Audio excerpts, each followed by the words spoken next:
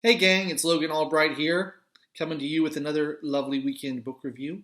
Last week I reviewed The Worm Ouroboros by E.R. Edison, and I mentioned that I thought it showed the influences of George MacDonald.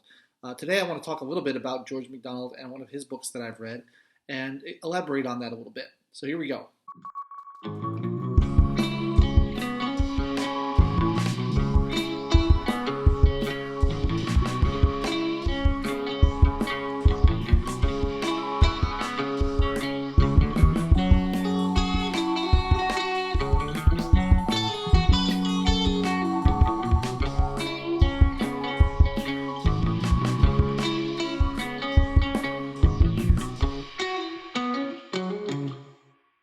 Okay, so this review is about the novel Lilith by George MacDonald. It says a romance. Of course, in this context, in the Victorian era, romance doesn't mean romantic love, people falling in love, people getting married. It means it's kind of a fantasy. There's lots of larger than life things that happen in there. So this was written in 1895, and it was the last fantasy novel that George MacDonald wrote. He was a Scottish writer and a very unusual writer. So we'll get into that a little bit. The story of Lilith revolves around a man, Mr. Vane, who lives in this big Victorian house with a library, and he keeps seeing this kind of specter of the previous librarian wandering around the library, and he looks a little bit like a raven, and sometimes he sees him as a form of a bird, and he eventually confronts him and finds a secret door in the library that leads him into this parallel universe, which is really, really strange. It reminds me a little bit of Alice in Wonderland and the works of Lewis Carroll. It's very visually evocative. It's very descriptive. There's lots of very bizarre things that happen in this parallel universe. I'm not going to get into everything because it's long and complicated and dreamlike. It has a very dreamlike logic to it, and a lot of things that apparently don't make any sense. But it is an allegorical novel. George MacDonald was a Universalist Christian, which means that he believed that everyone would find salvation eventually.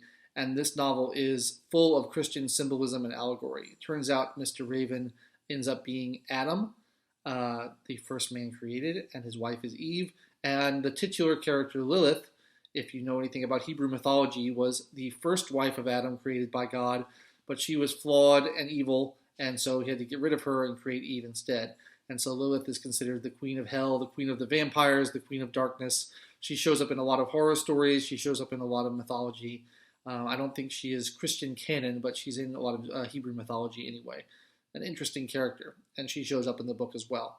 So the allegory, as far as I can understand it, is about death, is about salvation, is about how you come to peace with your eternal resting place.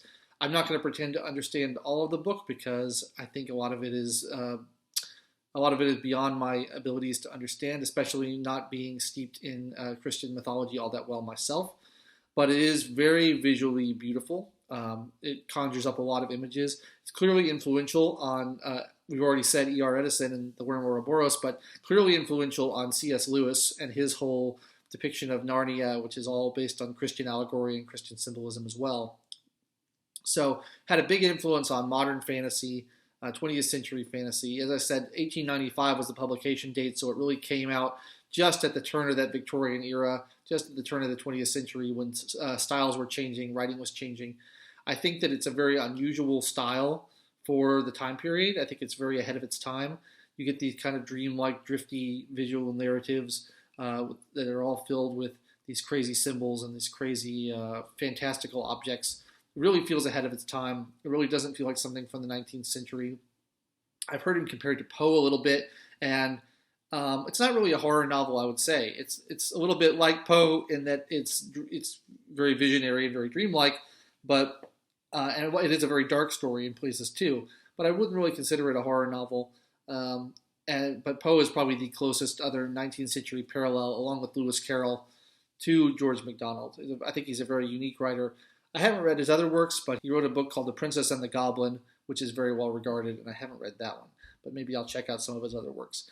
I'm not generally a fan of allegory, so that is sort of a negative for this book for me. I don't really like all the symbolism and all the allegory. I prefer just a straightforward fantasy story.